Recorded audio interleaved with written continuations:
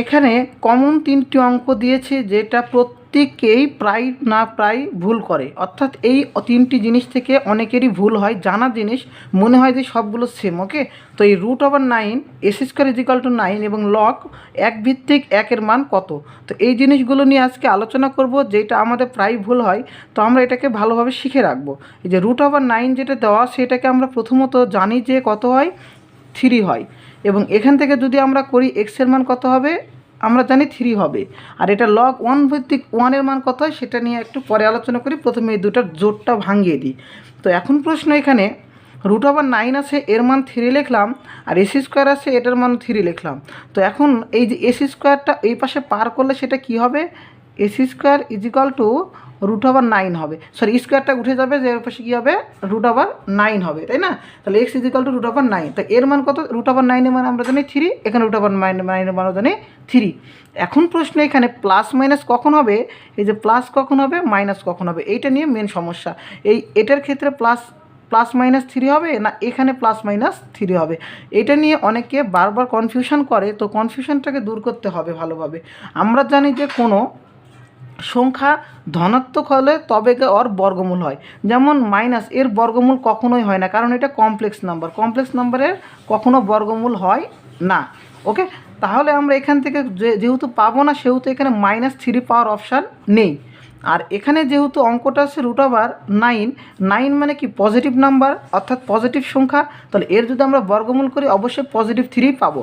কিন্তু আমরা কোনো সংখ্যার আগে পজিটিভ সংখ্যাটা লিখি না, সেজন্য আমরা শুধুমাত্র 3 লিখি, অর্থাৎ √9 = 3, এটা সত্য কথা। এখন প্রশ্ন, এখান নিয়ে প্রশ্নটা সমস্যা হয়। এখানে কি হয়, একটা জিনিস সবসময় মনে রাখতে হবে, যদি বাম পাশে স্কোয়ার থাকে, তবে ডান পাশে গিয়ে প্লাস মাইনাস সহ বর্গমূল চিহ্নটা বসে। এই জিনিসটা যদি আমরা মনে রাখতে পারি, তাহলে কোনো প্রশ্নে সমস্যা হওয়ার কথা না। অর্থাৎ কি বললাম, বাম পাশে যদি স্কোয়ার থাকে, ডান পাশে যা প্লাস মাইনাস সহ √টা বসে। ওকে, তাহলে এইখানে এই যে 9টা করলাম, √9, এই পাশে ছিল স্কোয়ার, ওই পাশে যা কী হবে, সেটা প্লাস মাইনাস হবে। তাহলে এখানে এই যে প্লাস মাইনাস আর 9 করলে কত হয়, 3, অর্থাৎ এখানে +-3 হবে। এইটা হলো কারেক্ট জিনিস। ওকে, এখন আমরা লগে আসব। এই লগেরটা আমরা সকলে জানি যে একটা সূত্র, লগ a ভিত্তিক a = 1, অর্থাৎ লগের মান যখন এ আর এ অর্থাৎ ভিত্তি আর এখান করা যখন সূচকটা সেম হবে, তখন কি হবে, দুইটা অর্থাৎ সেম হলে 1 হয়। যেমন আমরা একটা শিখছি, লগ 10 ভিত্তিক 10 এর মান কত, 1 হয়, তাই না?